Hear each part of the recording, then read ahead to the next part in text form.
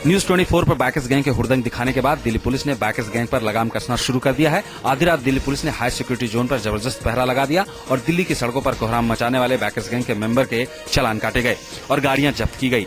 Police की इस कार्रवाई से बैकर्स गैंग का परिवार भड़क उठा और पुलिस से जा भिड़ी, लेकिन दिल्ली पुलिस रात भर सड़कों पर जानलेवा स्टंट करने वाले पर कार्रवाई करती रही। गौरतलब है कि सोमवार की रात बैकर्स गैंग ने high security zone India Gate के सामने सड़कों पर कोहराम मचाई थी और सरेआम कानून की धज्जियां उड़ाई थी।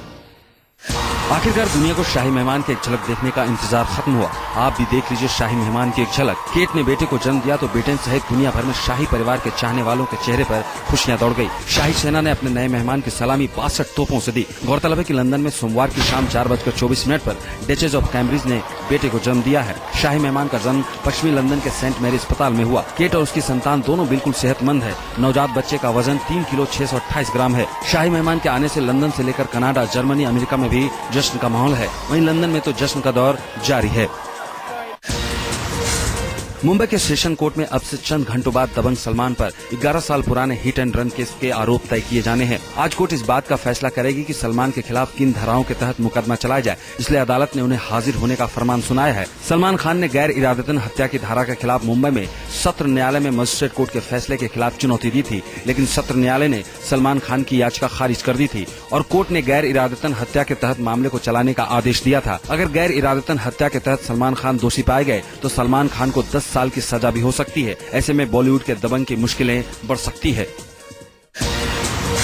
मायानगरी मुंबई मूसलाधार बारिश की वजह से अस्त व्यस्त हो गई है। बारिश की वजह से सब कुछ थम चुका है। मुंबई में पिछले कई घंटों से बारिश जारी है और अनुमान के मुताबिक अगले 48 घंटे मुंबई पर भारी रहेंगे। बारिश की वजह से मुंबई की सड़कों पर जल जमाव हो गया है। हर तरफ नजर आ रहा है तो पानी ही पानी। सड़कों पर पानी भर जाने की वजह से गाड़ियां रेंग रही हैं। मलाड, गोरेगांव, बोरीवली, घाटकोपर, चेपुर, बांद्रा, अंधेरी, परेल, दादर और कोलाबा में भारी बारिश हुई है। बारिश का असर लोकल ट्रेन पर भी पड़ रहा है। उधर मौसम विभाग के मुताबिक बारिश से अभी राहत की उम्मीद नहीं है। विभाग ने अगले 48 घंटे में भारी बारिश का अनुमान जताया है।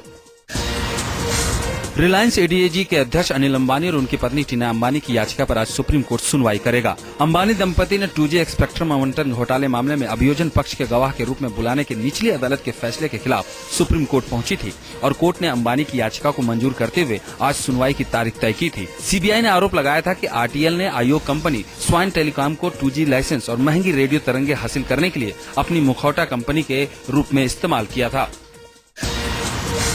बिहार के समस्तीपुर जिले के एक सरकारी स्कूल में नौनिहालों को पढ़ने के लिए भारी दिक्कतों का सामना करना पड़ रहा है। मासूम डेस्क के अंदर बैठकर पढ़ने को मजबूर हैं। इन तस्वीरों में आप साफ तौर से तालीम का तमाशा देख सकते हैं। देखिए, मासूम बेंच के ऊपर या बेंच के नीचे बैठकर पढ़ाई कर रहे हैं। इसकी शिकायत जिला प्रशासन को कई बार की गई है, लेकिन प्रशासन इस ओर ध्यान देना मुनासिब नहीं समझा। बच्चे डरे और सहमे स्कूल पढ़ने के लिए आते हैं। उन्हें डर भी लगा रहता है कि कहीं किसी दिन कोई अनहोनी न हो जाए। बार पदाधिकारी को मौखिक और लिखित में कहे हैं, लेकिन वो उस पर कोई विशेष ध्यान नहीं दे रहे हैं और बच्चों को पढ़ना है और हमारा काम पढ़ाना है, इसलिए हम लोग मजबूरन बच्चों को कैदी की तरह पढ़ाते हैं। हरियाणा के जिंद में सरकारी स्कूल में आयरन की गोली खाने से करीब 300 छात्र बीमार पड़ गए हैं। आयरन की गोली खाने के साथ ही छात्रों ने उल्टी और चक्कर आने की शिकायत की। बीमार 300 छात्राओं में से 150 छात्राएं हैं। सूबे की सरकार ने बच्चों में कुपोषण की समस्या दूर करने के लिए छात्रों को आयरन की गोलियां देने का कार्यक्रम शुरू किया था और सूबे के सरकारी स्कूल में आयरन की गोलियां बांटी गई थी, लेकिन इन गोलियों से लगातार छात्र बीमार पड़ रहे हैं। इसके पहले भी सरकारी स्कूल में आयरन की गोली खाने से छात्र बीमार पड़ चुके हैं। हरियाणा सरकार ने high profile Geetanjali murder case को सीबीआई जांच की सिफारिश कर दी है। गीतांजलि के परिजनों ने सूबे के सीएम से सीबीआई जांच की मांग की तो उन्होंने इसे तुरंत स्वीकार कर लिया। गीतांजलि के परिवार के मुताबिक उन्हें सूबे की ओर से गठित एसआईटी के कार्यप्रणाली पर संदेह है, इसलिए इस केस की सीबीआई जांच जरूरी है। गौरतलब है, गुड़गांव में तैनात सीजेएम रवनीत गर्ग की पत्नी गीतांजलि की 17 जुलाई को गुड़गांव पुलिस लाइन में संदिग्ध हालत में मौत हो गई थी। जयपुर पुलिस मुख्यालय के आईजी अपना आपा उस वक्त खो बैठे जब बाल अधिकार संरक्षण की टीम और पुलिस आईजी साहब के घर पर काम कर रहे 2 नाबालिग मासूमों को मुक्त कराने पहुंची। आईजी साहब ने मासूमों को रेस्क्यू करने पहुंची पुलिस टीम से जमकर गाली गलौज की। इतना ही नहीं, आईजी साहब ने बच्चों को छुड़ाने आए बाल अधिकार की टीम के सदस्यों के साथ मारपीट भी की और तमतमाए आईजी साहब रही सही कसर अपने कांस्टेबल पर निकाली। कांस्टेबल का कसूर बस इतना था कि वो उनके बच्चों को ट्यूशन क्लास नहीं ले गया था। वजह थी कांस्टेबल की ड्यूटी खत्म हो चुकी थी। इस घटना के बाद बाल अधिकार टीम ने आईजी साहब के खिलाफ मामला दर्ज करवा दिया है। बच्चे के ट्यूशन को लेकर कांस्टेबल पर निकाली। कांस्टेबल का कसूर बस इतना था कि वो उनके बच्चों को ट्यूशन क्लास नहीं ले गया था। वजह थी कांस्टेबल की ड्यूटी खत्म हो चुकी थी। इस घटना के बाद बाल अधिकार टीम ने आईजी साहब के खिलाफ मामला दर्ज करवा दिया है। बच्चे के ट्यूशन को लेके हुआ था भाई, मैं 6 बजे से 8 बजे तक नहीं करूंगा। बस इसी बात में मारपीट करने लग गया, गाली गलौज करने लग गया। तू कांस्टेबल है, मैं आईजी हूँ, मैं कहूँगा वैसे करना पड़ेगा। दिल्ली पुलिस ने शातिर जालसाज चार्टर्ड अकाउंटेंट को गिरफ्तार किया है। दिल्ली पुलिस ने शातिर जालसाज को अहमदाबाद की फ्लैट से उस वक्त गिरफ्तार किया जब वो जयपुर भागने की फिराक में था। इस शख्स पर अपने ही मालिक के 10 करोड़ रुपए से ज्यादा का चूना लगाने का आरोप है। इस जालसाज का नाम है उमैद चंदिलिया। उमैद निजामुद्दीन के ही जेएस ज्वेलर्स में काम करता था। उमैद 2011 से ज्वेलर्स की दुकान पर सीए के तौर पर काम कर रहा था। उमैद के फर्जीवाड़ा का खुलासा तब हुआ जब मालिक ने अपने अकाउंट को खंगाला। ये एक बैंक के अंदर फर्म का एक झूठा अकाउंट खुलवाता है और उस अकाउंट को खुलवाकर उसी एक बैंक की एक दूसरी ब्रांच में अपना एक सेविंग्स अकाउंट खोल लेता है। फिल्म लेडीज वर्सेस रिकी बहल की तर्ज पर फर्जी नंबर से औरतों को फोन कर परेशान करने वाला एक शख्स लखनऊ पुलिस के हत्थे चढ़ा। आरोपी शख्स राम केवल पांडे फर्जी आईडी नंबर से अब तक 23 औरतों को कॉल कर परेशान कर चुका है, जिसकी शिकायत पुलिस रिकॉर्ड में दर्ज है। इस घटना के पीछे राम केवल पांडे प्यार में मिले धोखे का हवाला देता है। पुलिस ने आरोपी राम केवल पांडे को गिरफ्तार कर सलाखों के पीछे डाल दिया है। पुलिस ने उसके पास से एक मोबाइल और कई सिम कार्ड भी बरामद किए हैं।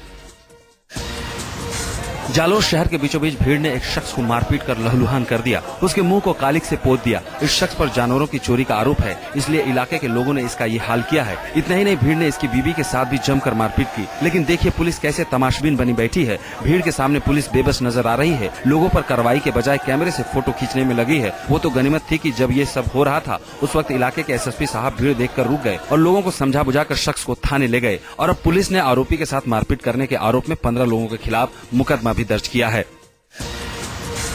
अहमदाबाद में एक पति की ईमानदारी ने उसकी पत्नी को जेल पहुंचा दिया। बापूनगर इलाके में दुकान से 13,000 के चश्मे का फ्रेम गायब करने वाली महिला के पति ने ही उसका पर्दाफाश किया। हुआ ये कि चश्मा का फ्रेम चुराते हंसा पटेल नाम की महिला की चोरी के फुटेज चैनल पर दिखने के बाद उसके पति ने उसे पहचान लिया और जब पूछने पर हंसा ने चोरी की बात कबूली तो पति ने दुकानदार के पास पहुंचकर न सिर्फ चुराए चश्मे के फ्रेम वापस किए बल्कि दुकानदार से माफी भी मांगी। लेकिन इससे पहले दुकानदार ने महिला के खिलाफ मामला दर्ज करा दिया था। हंसा पटेल को पुलिस ने चोरी के आरोप में गिरफ्तार कर लिया है।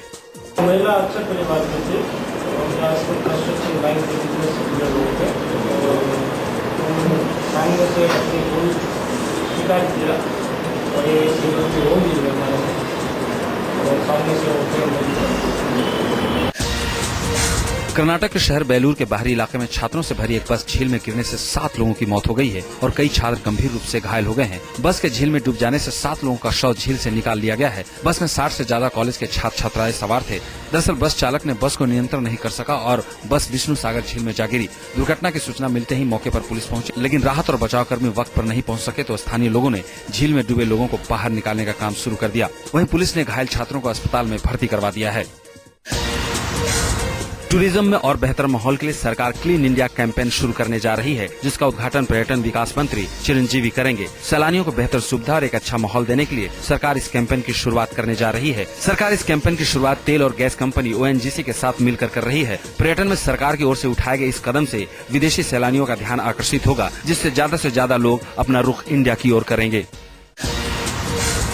बॉलीवुड के भारत कुमार का आज मुंबई के कोकिलाबेन अस्पताल में गाल ब्लैडर की सर्जरी की जाएगी। 75 साल के मनोज कुमार ने 2 दिन पहले ही गाल ब्लैडर में दर्द की शिकायत की थी। तब से ही वो कोकिलाबेन अस्पताल में भर्ती हैं। सूत्रों की माने तो मनोज कुमार की सर्जरी अब से बस कुछ ही देर में शुरू हो जाएगी, यानी सुबह 8 बजे उनके गाल ब्लैडर का ऑपरेशन किया जाएगा। बॉलीवुड के भारत कुमार का आज ही जन्मदिन भी है। उनके जन्मदिन के मौके पर ही उनकी सर्जरी की जाएगी। बॉलीवुड के मनोज कुमार को पैट्रियोटिक एक्टर भी कहा जाता है। देशभक्ति से भरपूर फिल्में बनाने वाले मनोज कुमार ने हरियाली और रास्ता, हिमालय की गोद में, 2 बदन, उपकार, पत्थर के सनम, नीलकमल, पूरब पश्चिम, रोटी कपड़ा और मकान जैसी फिल्में बनाई। मनोज कुमार को साल 1992 में पद्मश्री सम्मान से नवाजा गया था।